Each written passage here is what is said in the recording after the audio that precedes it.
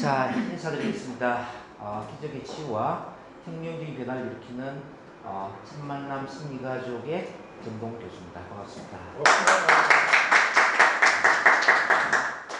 오늘 소중한 시간을 내셔가지고 8월 15일 광복절날 이렇게 자리에 모이신 여러분들 너무 감사드립니다.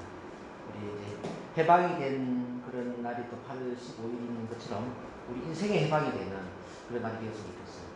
우리 인생에도 보면 뭐 여러 가지 구속들이 있지 않습니까? 뭐 경제적인 구속도 있을 것이고, 또 뭐 심리적인 구속이나 또는 여러 가지 또 경제적인 이런 구속들이 많이 있을 겁니다.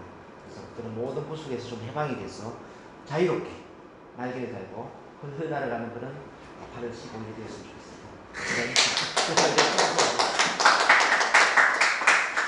네, 간단하게 제 소개해드리면 여기 이제 우리 보드랜드 대학교의 NLP 치명 치료 지도 교수로 강의를 하고 있고, 개인적으로는 성내역에 전공통합변화연구소를 운영을 하면서 그래서 심리치료, 그 다음에 스피치 교육, 그리고 이제 또 대학원 교육 이런 다양한 교육을 또 진행을 하고 있습니다.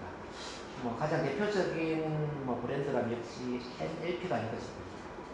NLP 전문가이면서 또 체면 전문가이면서 스피치 전문가이면서 또 다양한 동기부여 강의를 하지만 대표적인 것은 NLP다. 그런 의미입니다. 제가 가장 좋아하고 또 가장 잘 가르칠 수 있는 이 NLP를 오늘 여러분들에게 소개할 수 있는 게 너무 감사하고 이런 거는 이제 쭉 보시면은 NLP 관련 돼서는 제가 NLP에 한국에 가장 많은 자격증을 제가 갖고 있을 것 같아요. 여기 보면 NLP 마스터 트레이너라고 나와 있는데, 마스터 트레이너가 한국에 2명이 있는 걸 알고 있거든요. 저를 포함해서요. 네. 한국 NLP 최고봉이다 그냥 이렇게 보시면 체면은 여러분들 또 우리 총장이 돼 있으니까 잘 아실 것 같고, 어쨌든 이제 NLP를 이제 소개를 하는데요. NLP는 이제 마음과 관련된 겁니다. 자, 우선 마음의 힘에 대해서 한번 읽어보고 시작할까요? 자, 크게 시작.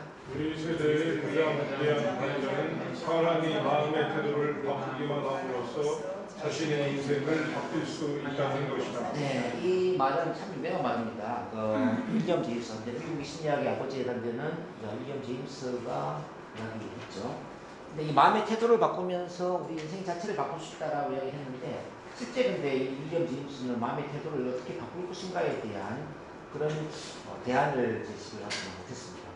물론 대부분의 심리학의 연구들은 이 마음의 태도를 바꾸는 것과 관련이 있죠. 근데 1970년 중반에 이제 존 그린드와 리차드 펜들러라는 당대의 두 명의 아주 위대한 천재가 이 NLP를 만들어내면서 이 마음의 태도를 만드는 것을 아주 과학적으로 시스템화시켰다는 점에서 굉장히 큰 의의가 있습니다. 그래서 윌리엄 제임스가 이 마음의 태도의 중요성을 강조했다면, 이제 NLP는 실제 마음의 태도를 어떻게 바꿀 것인가에 대한 그런 실질적인 대안을 만들었다는 점에서 NLP가 대단히 중요하다. 오늘 이제 그렇게 이제 보시면 좋을 것 같고요. 그랬을 때 우리가 이제 마음의 주인이 될 것인가 아니면 마음의 노예가 될 것인가를 한번 생각을 해봐야 됩니다. 근데 마음이라는 것은 옛날부터 참 관심이 많았죠. 원효 대사님 같은 경우에도 당나라 유학을 가면서 왜 밤에는 물이 참 시원하고 맛이 있었는데 아침에 깨어서 물맛을 보니까 왜 이렇게 미역질이 날까? 이 물맛을 바꾸는 힘은 무엇일까 보니까 그게 바로 마음이었다. 그래서 마음이 우리 신체에 즉각적인 영향을 미치고, 일본 나와주시고 또 신체 또한 쓰시려고. 신체 또한 마음에 즉각적인 영향을 주고 있다라는 걸 이제 우리가 일체 유심초, 마인드 커넥션, 뭔가 마음은 하나로 연결되어 있다. 이렇게 이제 아마 정리가 되었습니다. 이해되시죠? 근데 이제 원효 대사님은 깨달았어요, 그죠? 원효 대사님 깨달아서 당나라 유학을 포기를 했단 말입니다. 근데 이제 원효 대사님의 지도를 받았던 신라의 대부분의 백성들은 깨달음을 얻었을까요? 어땠을 것 같아요? 깨달음을 얻지 못했죠. 왜 그랬을까요? 자, 원효 대사님이 깨달았던 이 불교라는 것은 과학적이고 시스템화되고 체계적인 게 아니라 좀 애매모호하고 막연하고 추상적인 그런 마음을 가지고 있기 때문에, 그래서 누군가는 깨달음을 얻는데 누군가는 깨달음을 얻을 수가 없어요. 이게 이제 불교라든지 기독교라든지 명상이라든지 일반적인 이제 마음에 관련된 영역이라고 볼 수 있습니다. 일반적인 마음은 바로 안 하려고 마음이죠. 근데 이제 이 NLP는 뭐냐면은, 쉽게 말하면은 이렇게 하면은 깨달음을 얻을 수 있다. 이렇게 하면 자신감을 얻을 수 있다. 이렇게 하면은 내가 누구인 줄 알 수 있고 내가 어떻게 살아야 될지 내 삶의 목적이 뭔지 비전이 뭔지 이 모든 걸 알 수 있는 그 체계를 만들었다. 그래서 NLP는 디지털 마음학이다 이렇게 볼 수 있어요. 자, 뭐라고요? 자, 디지털 마음학. 이거 이해하시. 자, 일반적인 마음은 뭐라고 했죠? 아날로그 마음. 일반적인 마음 다루는 불교나 기독교나 명상이나 다양한 이런 영역들은 아날로그 마음이라고 했을 때, 자, 이 NLP는 디지털 마음이다 이렇게 얘기해 볼 수가 있어요. 근데 디지털 마음이라는 건 이런 거예요. 누군가가 한다면 나도 할 수 있다는 거야. 누군가 깨달음을 얻었다면 나도 깨달음을 얻을 수 있다는 거야. 누군가 자신감을 얻었다면 나도 자신감을 얻을 수 있다는 거야. 이해되시나요? 그래서 여러분들이 마음의 주인이 될 수 있어요. 여기서 우리가 또 바라봐야 될 게 뭐냐면 이제 이 프로그램이라는 거예요. 프로그램. 여러분들 이제 이 마음이라는 것도 이제 컴퓨터와 비슷해가지고 하나 이제 프로그램이 설정이 된다고 볼 수 있습니다. 컴퓨터에 프로그램이 잘못 깔려가지고 바이러스가 추출됐다면 컴퓨터를 잘 사용할 수 없죠. 맞습니까? 자, 컴퓨터에 무한한 용량이 있어. 하드웨어 용량이 있어. 하지만 이 프로그램 자체를 보니까 제대로 깔린 게 없어요. 좀 바이러스가 뭐 있어. 그러면 컴퓨터 용량 사용 못한단 말이에요. 우리 인간도 보면은 무한한 잠재 능력을 갖고 있습니다. 맞습니까? 무한한 잠재 능력을 갖고 있는데 우리 인간의 이 프로그램을 보니까 프로그램이 잘못 깔려 있는 거죠. 우울증, 불안증, 공포증, 공황장애, 불면증, 자기비하 이런 다양한 어떤 부정적인 마음의 프로그램을 깔고 있다는 거죠. 그럼 이 사람이 자기 능력을 써먹을 수 있어요? 없어요? 없죠. 바로 그겁니다. 컴퓨터에 바이러스가 먹으면 컴퓨터를 어떻게 해야 됩니까? 네, 백신 아이하고 다시 프로그램을 새로 지우고 새로 깔아야 되죠. 맞아요? 우리 인간의 두뇌도 마찬가지다. 우리 인간의 두뇌도 쓸데없는 프로그램들이 있다. 자, 우울증, 불안증, 자기 비하, 불명, 분노, 억울함 이런 어떤 과거 회기적인, 과거 집착적인 부정적인 마음들은 컴퓨터에 바이러스 먹은 프로그램과 비슷하다 이렇게 볼 수 있어요. 이런 걸 갖고 살기에 우리 인생이 너무 아깝지 않습니까? 그렇죠? 그래서 과거의 프로그램에 지배받을 것인가 아니면 새로운 프로그램을 새롭게 설정해서 할 것인가 여러분들은 선택을 해야 됩니다. 우리가 NLP를 만나기 전에는 과거의 프로그램을 지우는 게 정말 쉽지 않았어요. 자, 지금도 우울증, 불안증, 불면증, 심지어 조현병, 심하게는 빙의 이런 영적 문제까지 이런 것들을 병원에 가면 병원에서 어떻게 해결해 줄까요? 약입니다. 약물 치료입니다. 근데 저희 NLP는 치매를 다루는 사람들은 그런 문제는 쉽게 다룬단 말이에요. 그게 어려운 문제가 아니에요. 제가 안타까운 것은 뭐냐면 NLP 치매를 제대로 다루는 사람이 한국에 불과 손가락에 꼽을 정도입니다. 근데 불면증이나 우울증이나 조현병이나 병이나 이렇게 약물에 의존하는 사람은 수십만 명이 넘는다. 자, 앞으로 우리가 할 일이 뭔가를 좀 생각해야 될 것 같고요. 정말 병원이 치료하지 못하는, 병원의 버림을 받은, 현대의학의 버림받은 이 수많은 이런 정신병을 갖고 있는 분들을 우리가 어떻게 치료할 것인가에 그런 사명감을 가지고 오늘 이제 만들어진다 이런 큰 도움이 되지 않을까 하는 생각이 듭니다. 그런 면에서 큰 박수 한번 해주실까요? 자, 여기에 이제 프로그램을 조금만 더 쓰면요. 자, 개는 있잖아요. 개는 일단 프로그램이 설정되어 있으면 개는 프로그램을 바꿀 수 있을까요? 없을까요? 바꿀 수 없어. 사냥개는 죽을 때까지 사냥을 하면서 살아야 돼. 그렇죠? 자, 개는 프로그램을 바꿀 수 없다. 근데 인간은 프로그램을 바꿀 수 있는 힘을 갖고 있습니다. 인간은 있잖아요. 인간은 생각을 하는 그런 동물이에요. 상상을 하는 동물이에요. 개는 상상할 줄 모르죠. 그래서 이 상상할 수 있는 이 힘이 굉장히 중요합니다. 상상할 이 도구는 바로 프로그램을 지울 수도 있고 설정할 수 있는 힘입니다. 그래서 여러분들이 자각해야 될 게 뭐냐면 나는 프로그램에 반응할 수도 있지만은 프로그램을 새로 설정할 수도 있다는 걸 아셔야 돼요. 따라해보겠습니다. 나는 프로그램에 반응할 수 있다. 프로그램을 반응할 수 있다. 자, 첫 번째가 나는 프로그램을 설정할 수 있다. 프로그램을 설정할 수 있다. 네, 그래서 내 프로그램을 잘 한번 다시 점검을 해봅니다. 내 주변의 프로그램 중에 정말 잘못된 프로그램이 뭐가 있나? 지워야 될 프로그램이 뭐가 있는가 라고 생각을 해봐요. 혹시 여러분들 나도 모르게 일어나는 어떤 충동적인 본능적인 반응 중에 뭐 나도 모르게 우울해진다, 나도 모르게 무기력함을 느낀다. 나도 모르게 죽고 싶다. 나도 모르게 화가 난다. 이렇게 제어되지 않는, 통제되지 않는 그런 혹시 마음들이 있나요? 통제가 안 되는 건 아닌데 분위기가 안 좋으면 내 탓은 당연히 없어야죠. 아니 내 탓이라는 생각이 그래서 분위기 띄워야 돼요. 그 분위기 어색하면 분위기를 띄워야 된다는 인식이 근데 이제 제가 생각을 해보면은 10명 중 8명 정도는 80% 정도는 통제되지 않는 그런 부정적인 그 마음들이다. 나도 모르게 우울해지고, 나도 모르게 불안해지고, 나도 모르게 남의 눈치를 보고, 나도 모르게 기가 죽고, 주눅이 들고, 나도 모르게 어떤 미래의 불안감을 느끼고, 내 하는 일에 대해서 회의감을 느끼고, 이렇게 부정적인 이런 게 있다는 거죠. 그러니까 나도 모르게 어떤 부정적인 마음을 느끼는 이게 뭐냐면은 바로 무의식적인 반응이라는 거예요. 저 프로그램이라는 거다. 이 부정적인 프로그램. 이 부정적인 프로그램을 여러분들이 지울 수도 있고 또 새로운 걸 설정할 수도 있고 이게 가능하다. 그게 뭐냐면 바로 NLP라는 거죠. 그래서 NLP는 쉽게 말하면 이렇게 정의할 수 있어요. 컴퓨터에 바이러스 먹은 프로그램을 지우는 백신 알약처럼 우리 두뇌에 잘못된 부정적인 프로그램을 지울 수 있는 그런 백신 알약과 같은 기능을 하는 것이다. 그렇게 보면 좀 이해가 되시나요? 이해돼요? 네,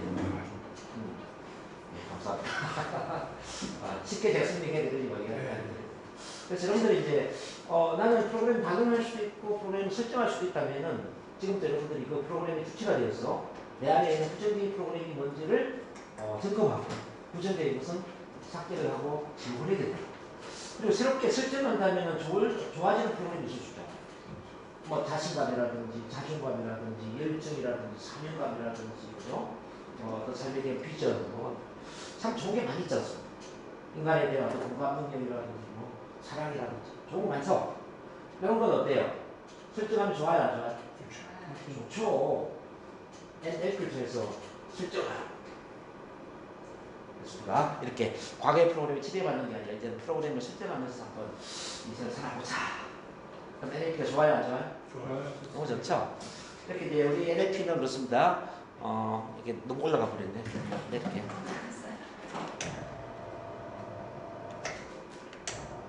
자, 조카이 너무 좋다. 자, 우리 마음의 프로그램은 자 수정될 수 있다. 시작. 마음의 수정될 수 있다. 자, 업그레이드 될 수 있다. 업그레이드 될 수 있다. 자, 재설정될 수 있다. 재성될 수 있다. 뭘 통해서? 바로 NLP를 통해서. 그리고 또 우리 총장님을 통해서 배우는 체면 치료를 통해서. 또 앞으로 저를 통해서 이제 배우게 될 뭐 시간선 치료라든지 뭐 전생 치료라든지 이런 치료법을 통해서 마음은 이렇게 수정될 수 있고 업그레이드 될 수 있고 재설정될 수 있고 오늘 그중에 이제 가장 기본적인 NLP를 같이 공부를 해봅니다. 그다음 두 번째 NLP는 뭐냐면 바로 이제 커뮤니케이션의 과학이라고 볼 수 있는데요. 자, 이 앤서니 라빈슨은 내 안에 담던 의를 깨우라라는 베스트셀러 책을 쓰던 분이죠. 이분 이런 이야기합니다. 자, 모든 성공한 사람들은 커뮤니케이션이라는 도구를 다루는 데 있어서 달인들이었다. 인정합니까? 인정하시죠? 커뮤니케이션. 예수님도 커뮤니케이션의 달인이었어요. 석가모니도 커뮤니케이션의 달인이었어요. 우리 총장님도 커뮤니케이션의 달인이시죠. 맞습니까? 네. 그래서 좋은 영향력을 끼치고 있는 거예요. 저 또한 NLP 전문가이면서도 커뮤니케이션의 달인이라고 생각해요. 그래서 20년 동안 저는 그 앉아서 이야기하는 시간보다 앞에 서서 이야기하는 시간이 훨씬 더 많았어요. 그리고 저는 강의가 취미고, 강의가 석학기고, 강의가 휴가고, 강의가 공사하고, 강의가 또 직업이고, 또 강의가 또 뭐, 모든 다. 이 커뮤니케이션이라는 건 참 중요한 것 같습니다. 이 커뮤니케이션은 우리의 능력을 2배, 3배가 아니라 수백 배를 이제 키워주는 그런 힘이 될 수도 있고, 우리 가치를 창출하는 것뿐만 아니라 또 선한 영향력을 줄 수 있는 좋은 어떤 치유와 변화의 도구가 바로 커뮤니케이션입니다. 바로 NLP라는 것도 이제 커뮤니케이션의 과학인데요. NLP는 커뮤니케이션에 이제 두 가지가 있습니다. 자, 내적인 커뮤니케이션과 외적인 커뮤니케이션. 자, 내적인 커뮤니케이션은 뭐냐면은 내 마음속에 나 자신과 어떻게 대화를 하느냐의 문제. 나 자신과 어떻게 대화를 하느냐. 그래서 외적인 커뮤니케이션은 외부 세계와 어떻게 대화를 하느냐. 여러분들 자기 자신과 대화를 할 때는 마음속으로 어떻게 생각하죠? 어떻게 생각하죠? 어떻게 상상을 합니까? 어떻게 내부 표현을 합니까? 자, 우리는 자기 자신과 대화를 할 때 이제 크게는 두 가지를 사용해요. 첫 번째 오감을 사용하고 두 번째는 어떤 개념을 사용합니다. 자, 오감은 뭐냐면 한번 따라해 볼까요? 자, 시각, 청각, 신체 감각, 후각, 미각. 자, 이 오감이라는 감각을 통해서 우리 마음속에 내부 표현을 한다는 거죠. 시각이라는 것은 뭐냐면 마음속에 이미지를 연상하고, 청각은 어떤 소리를 연상하고, 신체 감각은 어떤 느낌을 연상하고, 후각은 또 냄새를 맡고, 또 미각은 맛을 보고. 자, 잠깐 눈 한번 감아 보겠습니다. 자, 눈 감고 숨어 마시고. 자, 아주 잘 익은 레몬 하나가 있다고 상상해 보세요. 레몬. 아주 잘 익었어요. 레몬의 빛깔을 보세요. 자, 모양을 보세요. 레몬의 크기를 보세요. 레몬이 어떻게 생겼나? 코로 가져가가지고 레몬의 향기를 한번 맡아볼까요? 향기. 아주 향긋한 그 향기를 한번 맡아볼까요? 어때요? 향기가 좋죠? 너무 좋아요. 자, 이제 칼을 가지고 반으로 쫙 쪼갭니다. 레몬의 싱싱한 즙이 쭉 흘러내리는데 얼마나 싱싱한지 너무너무 맛을 보고 싶습니다. 입으로 가져가서 쭉 빨아볼까요? 쭉 빨았을 때 아주 새콤하면서도 또 상큼하면서도 그런 신맛 속에 뭔가 좀 기분을 좋게 만드는 그런 맛이 있을 거예요. 입에 침 보이나요? 예. 자, 레몬을 맛있게 먹는 생각을 한번 해보는 거예요. 어떤 분은 침이 많이 보일 수도 있고 또 어떤 분은 침이 작게 보일 수도 있습니다. 아주 신맛이 많이 날 수도 있고 좀 약간 단맛이 날 수도 있고 차이가 날 수도 있습니다. 자, 맛있게 드시면서 잠깐 넣어드릴게요. 자, 하나, 둘, 셋. 넣어주세요. 자, 이미지가 잘 연상이 되신 분 한번 들어보겠습니다. 오케이. 오, 의외로 이미지 시간이 많네요. 자, 향기가 잘 느껴졌다. 향기. 오, 향기가 잘 느껴졌고. 자, 입에 침이 많이 모였다. 자, 지금 레몬이 없죠, 그죠? 레몬이 없는데 우리는 자, 마치 레몬이 있는 것처럼 냄새도 맡고 맛도 보고 침도 보였어요. 자, 이게 바로 내부 표현인데요. 내부 표현. 우리는 이렇게 이제 상상 속의 내부 표현을 하면서 그 내부 표현 방식에 의해서 반응을 합니다. 자, 실제 레몬의 반응을 한 게 아니라 자, 상상 속의 레몬의 반응을 했다. 이걸 여러분 잘 이해하셔야 됩니다. 잘 이해하셔야 됩니다. 힘든 일 때문에 힘든 게 아니라 자, 힘든 일 때문에 힘든 게 아니라 힘든 방식으로 내부 표현을 하니까 힘이 든다 이렇게 볼 수 있나요? 네, 바로 그렇죠. 화가 나는 일 때문에 화가 나는 게 아니라 화가 나는 방식으로 내부 표현을 하니까 화가 나다 이거. 자, 스트레스를 받는 방식으로 항상 하니까 스트레스를 받는다 이렇게 이해할 수 있나요? 자, 오감을 어떻게 사용하느냐에 따라서 이 오감을 어떻게 사용하느냐에 따라서 어떤 사람은 스트레스를 많이 받을 수가 있고 어떤 사람은 스트레스를 적게 받을 수가 있겠죠. 맞아요? 예. 자, 이 내부 표현 방식에 자, 자기 자신과 이제 말하는 오감인데 이 오감을 이렇게 한번 이야기하는 겁니다. 우리는 경험이라는 빵을 붓는데 그 빵의 재료는 바로 오감이라는 재료예요. 시각, 청각, 신체 감각, 후각입니다. 제가 여러분들한테 빵의 재료를 다 나눠드릴게요. 밀가루, 베이킹 파우더, 설탕, 소금, 물 다 나눠드립니다. 1시간 동안 빵을 한번 구워보세요 라고 했을 때 여러분들 똑같은 빵을 구울까요? 다른 빵을 구울까요? 다른 빵을 굽겠죠. 왜 그럴까요? 빵을 굽는 방식이 다 틀리기 때문이에요. 어떤 사람은 밀가루를 많이 사용하고 어떤 사람은 물을 많이 사용하고 어떤 사람은 또 설탕을 많이 넣고 소금을 많이 넣고 다르겠죠. 우리 또한 경험에 대해서 오감을 사용하는 방식이 다 틀리다는 거죠. 어떤 사람은 시각을 많이 사용하고 어떤 사람은 청각을 많이 사용하고 어떤 사람은 신체 감각을 많이 사용하고 어떤 사람은 후각력을 많이 사용하겠죠. 맞아요? 이렇게 이제 오감을 사용하는 그 양과 질과 순서에 있어서 사람마다 차이가 나기 때문에 똑같은 경험에 대해서 다른 반응을 합니다. 똑같은 힘든 일이 있었는데 어떤 사람은 아주 힘든 느낌을 가지고 어떤 사람은 힘든 느낌이 거의 없을 수가 있어요. 10년 전에 있잖아요. 10년 전에 많은 사람들 앞에서 창피를 당한 경험이 있다고 가지게 될게요. 10년 전에. 어떤 사람은 10년이 지났기 때문에 전혀 느낌이 없을 수가 있겠죠. 근데 또 어떤 사람은 또 10년이 지났지만 그때 그 창피한 느낌이 생생하게 살아있으면서 지금도 사람들 앞에 나서서 이야기하는 게 많이 힘들 수도 있다는 거죠. 바로 오감의 사용에 사용된 거죠.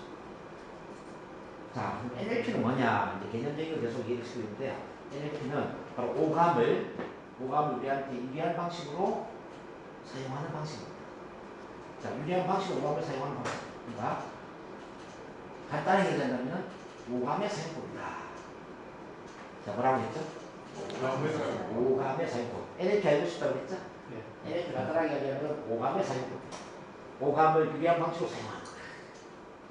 자, 기분 좋은 일은 더 기분 좋은 느낌으로 사용하는 거야.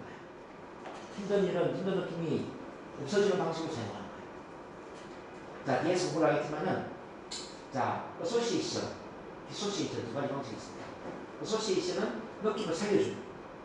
자, 1차 입장에서, 주인공의 입장에서, 자, 생생하게 몰입해서 감정을 강하게 키우는 거죠. 마치 영화에 키우는 거죠. 그 다음에 디소시에이션, 이제 분리라는 게 돼요. 분리는 뭐냐면은, 자, 제3의 입장에서, 제3자의 입장에서 감정을 불구경하는 것처럼 내용일 때 감정을 완전히 배기를 시키는 거죠. 느낌을 없애는 거죠. 그럼 잘 봐봐요. 좋은 일은 느낌을 살려주는 게 좋아요? 느낌을 없애는 게 좋아요? 살려주는 게 좋겠죠. 자, 안 좋은 일은 어때요? 안 좋은 일은 느낌을 없애면 좋겠죠. 이해되세요? 자, 자세한 건 뒤에서 다시 공부를 하겠습니다. 어쨌든 개념적인 거니까. 이렇게 오감을 어소시에이션 할 것인가, 디소시에이션 할 것인가에 따라서 똑같은 경험에 대한 반응이 달라질 수 있다. 자, 이 오감에 대한 걸 여러분들 잘 이해하셔야 되고요. 그래서 나중에 보면 이제 분리기법에 뭐 공중 분리기법, 대화관 기법, 뭐 미술관 기법, 뭐 기법, 다양한 기법들이 있습니다. 또 어소시에이션을 보면 뭐 앵커링이라든지 뭐 타글싱원이라든지 모델링 뭐 이런 또 다양한 기법들이 있습니다. 여러분들 이제 운영하셔야 되고요. 두 번째 이제 자기 자신과 대화에 많이 느끼는 뭐냐면 바로 관점이다. 관점. 자, 이 관점을 어떻게 가질 것인가? 해석을 어떻게 할 것인가? 자, 이런 난이에 대해서 긍정적인 관점을 가질 것이냐, 부정적인 관점을 가질 것인가? 긍정적으로 해석할 것인가? 부정적으로 해석할 것인가? 이게 참 중요합니다. 우리가 어떤 사건에 대해서 의미 부여를 하기 이전에는 그 사건은 완전히 좋은 일도 아니고 완전히 나쁜 일도 아니다. 이렇게 이야기할 수 있습니다. 예를 들어서 비가 내리고 있어요. 비가 내리고 있습니다. 비가 내리는 건 그냥 비가 내릴 뿐이에요. 근데 이제 부정적인 의미를 부여할 수도 있고 긍정적인 의미를 부여할 수도 있습니다. 자, 예를 들어서 비가 내리니까 출근길이 막히겠네. 출근길이 많이 막히겠네. 이렇게 생각했어. 그러면 비가 내리는 것은 부정적이죠. 맞아요? 근데 이제 이렇게 또 해석해 보죠. 비가 내리니까 우산 파는 우리 삼촌이 우산을 많이 팔아서 돈을 많이 벌겠네? 라고 해석했어. 이게 비는 어떤 느낌이죠? 긍정적이죠. 그래서 의미 부여를 어떻게 하느냐에 따라서 똑같은 비가 내리는 것인데 느낌이 달라진다 이거야. 자, 일단 이걸 이해를 해야 되고, 두 번째는 한 가지 해석만 하는 사람보다는 두 가지, 세 가지 다양한 해석을 하는 사람들이 훨씬 더 긍정적일 수 있다. 자, 예수님이나 스가모니께서는 항상 긍정적인 생각을 했을까요? 저는 그렇게 생각하지 않거든요. 예수님이 가서 네. 파견했잖아요. 그러니까 예수님이나 스가모니께서는 한 가지 생각만 하는 게 아니라 남들보다 더 많은 생각을 했던 거예요. 더 다양한 생각을 하면서 한 가지 일에 대해서 더 다양한 관점으로 그 일을 바라봤던 사람입니다. 자, 그럼 봐봐요. 비가 내리는 것을 다시 돌아와서 비가 내려서 교통체증이 심하겠네? 이렇게 한 가지 해석을 했어요. 자, 두 번째 사람은 해석을 다양하게 합니다. 비가 내리니까 교통체증이 심할 수도 있겠어. 근데 우리 삼촌은 우산을 팔아서 돈을 많이 벌 수도 있겠어. 시골에 농사 짓는 우리 부모님은 오랫동안 가물었는데 농사가 잘 될 수도 있겠어. 아프리카에 있는 사람은 얼마나 좋을까? 오아시스 생깁니까? 여기까지 생각했어. 이 두 번째 사람 보세요. 생각 몇 가지 됐어요? 네 가지 됐어요. 네 가지. 교통체증도 있겠네. 우리 삼촌이 우산을 많이 팔아서 돈도 많이 벌겠네. 시골의 부모님은 농사가 잘 되겠네. 아프리카에 사는 사람 얼마나 좋을까? 이렇게 네 가지 생각했어. A가 더 긍정적이에요? B가 더 긍정적이에요? B가 더 긍정적이죠. 여기 이해되시나요? 자, 우리가 부정이다, 긍정이다라는 것은 흑백 논리가 아닙니다. NLP를 배우기 전에는 저는 긍정적인 사람은 긍정적인 생각만 하는 줄 알았거든요. 네, 성공학책을 보면요. 우리는 긍정적인 생각을 해야 된다. 미래 지향적인 생각을 해야 된다. 과거보다는 미래의 생각을 해야 된다. 꿈을 가진다. 이렇게 가르치잖아요. 저는 그래서 긍정적인 사람은 항상 긍정적인 생각을 하고 자, 성공적인 사람은 성공적인 생각을 한다. 이렇게 생각했어요. 근데 NLP 배우면 그게 아니에요. 자, NLP 배우니까요. 긍정적인 사람은 긍정적인 생각만 하는 게 아니에요. 예. 자, 부정적인 생각을 하는 사람보다는 더 다양한 관점의 생각을 하는 사람. 네. 요게 핵심이에요. 요게 아주 끼지. 원래 깨닫아야 돼. 진짜. 네. 요걸 깨닫아야 돼. 긍정적인 생각만 하는 게 아니에요. 더 다양한 관점의 생각을 합니다. 그래서 한 가지 생각보다는 두 가지 생각을 하는 사람이 더 긍정적이고요. 두 가지보다는 세 가지, 네 가지, 그 이상의 다양한 생각을 하는 사람이 훨씬 더 긍정적이다. 그래서 NLP는 이 선택의 폭을 굉장히 중요하게 다룹니다. 융통성, 또 다른 말 선택의 폭, 이게 굉장히 중요합니다. NLP 가장 싫어하는 단어가 있다면 뭐냐 하면요. 고집, 따라서 고집, 아집, 주관. 이거 되게 싫어요. 내 생각만 옳다라는 게 있잖아요. 이거 되게 싫어요. 자, 내 생각만 옳다라는 게 머리가 굳어야 돼요. 딱딱해. 이 딱딱한 머리 우리는 말랑말랑하게 만들어야 돼. 한 가지 생각만 하는 사람은 두 가지, 세 가지 이상을 생각할 수 있도록 머리를 말랑말랑하게 만들어야 돼. 그래서 여러분들이 NLP적인 사람이 된다는 건 뭐냐? 바로 나의 딱딱한 머리를 말랑말랑하게 만든다. 이렇게 보시면 남들이 한 가지 생각에 빠져 있을 때 나는 두 가지, 세 가지 생각을 한다고 생각합니다. 이해되시나요? 그리고 이제 문제라는 것도 보면은 한 가지 문제에 빠져 있는 거잖아요. 그렇죠. 문제라는 국물에 빠져 있는 거잖아요. 국물 안에 빠져 있는 개구리는 국물 안에서 뭐만 보죠? 국물만 보죠. 국물만 세상이라고 보죠. 근데 이 국물 안에 개구리를 국물 밖에 못 오도록 만들어서 큰 세상을 보여주는 거예요. 이 개구리는 세상을 어떻게 볼까요? 국물만 봐요? 아니면 국물 외에 다른 걸 많이 봐요? 산, 바다, 강, 다른 걸 많이 보죠? 다양한 큰 세상을 보는 이 개구리가 국물에 신경을 쓸까요? 안 쓸까요? 신경 안 써. 우리 인간도 마찬가지예요. 우리가 치료를 할 때 중요한 건 뭐냐면 어떤 문제를 갖고 있다는 것, 어떤 정신적인 질병에 걸려 있다는 건 뭐냐면요. 그 문제라는 물에 빠져 있는 거예요. 그 사람을 문제 밖으로 빠져나오게 만드는 거예요. 문제 밖에 문제 아닌 것을 보게 만들어주는 거예요. 문제만 바라보는 사람에게 문제 아닌 것을 보게 만들어주는 순간 이 사람은 이미 문제에서 벗어나는 거죠. 문제에서 벗어난다는 이야기는 이미 치유가 일어난다는 거예요. 그렇지 않을까요? 저한테 오는 분 중에 이제 발표 불안증 때문에 오는 분들이 많이 계시거든요. 발표 불안증. 발표 불안증 가지고 있는 분들 다 어떤 생각을 하냐면 그 생각. 긴장하지 말아야 돼. 그러지 말아야 돼. 실수하지 말아야 돼. 근데 저는 처음부터 그걸 깨트려드려요. 자, 긴장하지 않으려고 애쓰지 말고 긴장 외에 다른 것을 할 수 있도록 빌려드립니다. 자, 긴장 외에 다른 게 뭐예요? 긴장 외에 다른 거. 자, 편안해지는 거. 자신감을 갖는 거. 나답게 있는 그대로 이야기하는 거. 그런 유머 있게 이야기하는 거. 자연스럽게 이야기하는 거. 참 많죠? 그렇지 않아요? 발표 불안증이라는 건 따지고 보면은 발표할 때 긴장하고 뜨는 것 외에 다른 걸 잘 못하는 사람이에요. 그렇잖아요. 네, 그거만 신경 써요. 그것만 신경 쓰고 있어요. 그래서 못하는 거예요. 그러니까 긴장 때문에 다른 걸 잘할 수 있도록 도와주면은 이미 이 사람은 발표 불안에서 벗어나죠. 맞아요? 자, 우울증에 걸린 사람은 어떤 사람입니까? 우울한 기분을 느끼고 왜 다른 기분을 못 느끼잖아요. 네, 그거 못 잡고.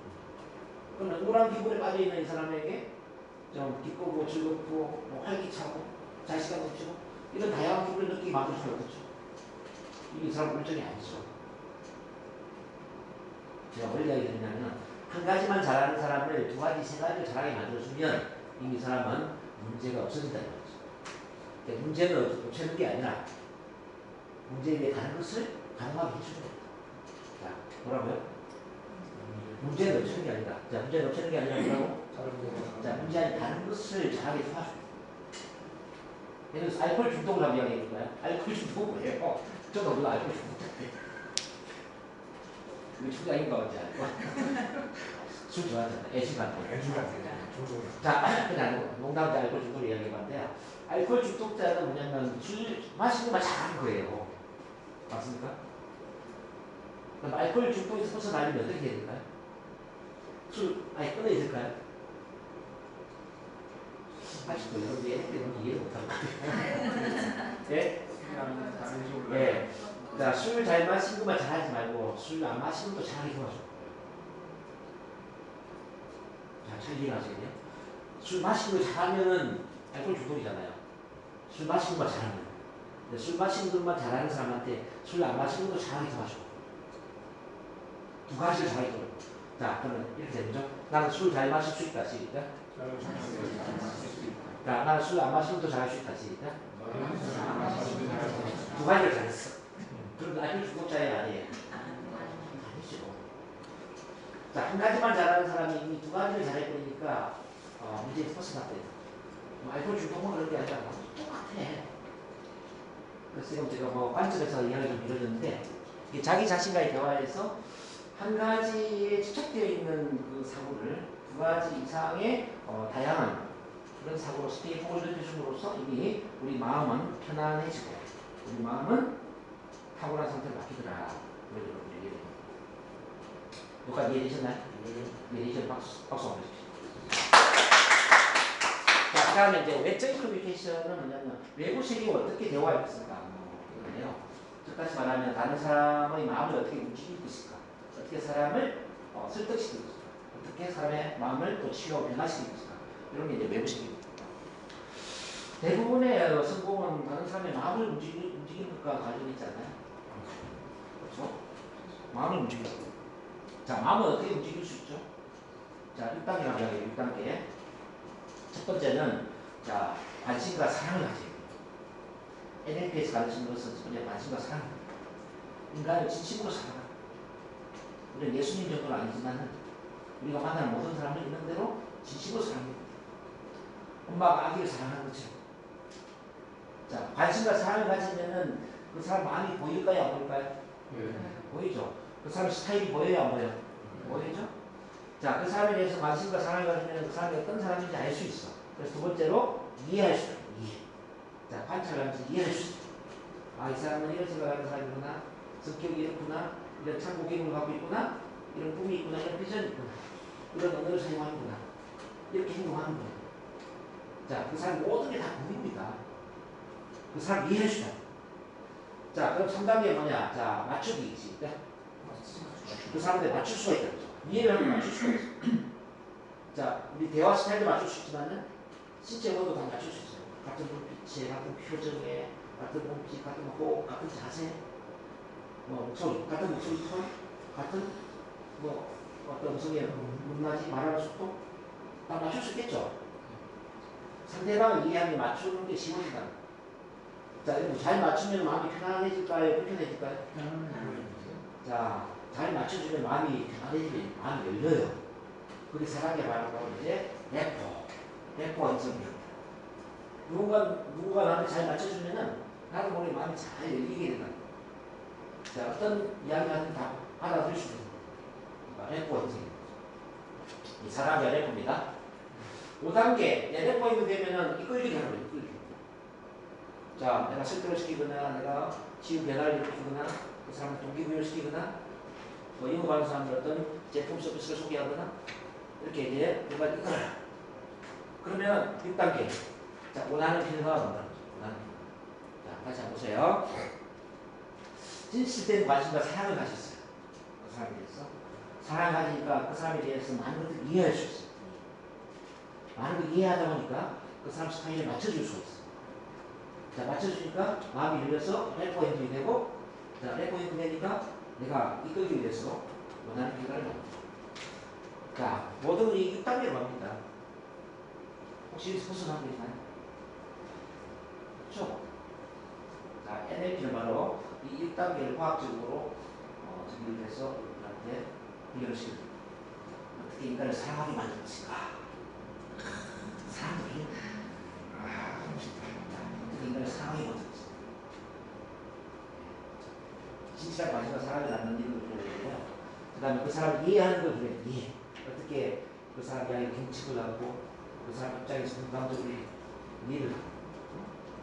자, 그 사람의 실체 언어와 음성 언어와 어떤 내부 세계를 어떻게 하면 그렇게 이해할 수 있습니다. 자, 이해를 하면서 어떻게 그 사람 입장에서 맞춰줄 수 있습니다. 자, 맞추기만 하면 뭐 거의 끝나죠. 자, 맞고 이끌리고 원하는 대로 따라온단 말이죠. 그런 점에 있어서 우리가 아무리 좋은 의도를 가지고 상대방한테 좋은 도움을 주려고 커뮤니케이션을 했는데도 불구하고 반응이 부정적이다. 반응이 부정적이다. 그 책임은 누구한테 있을까요? 나한테 있다.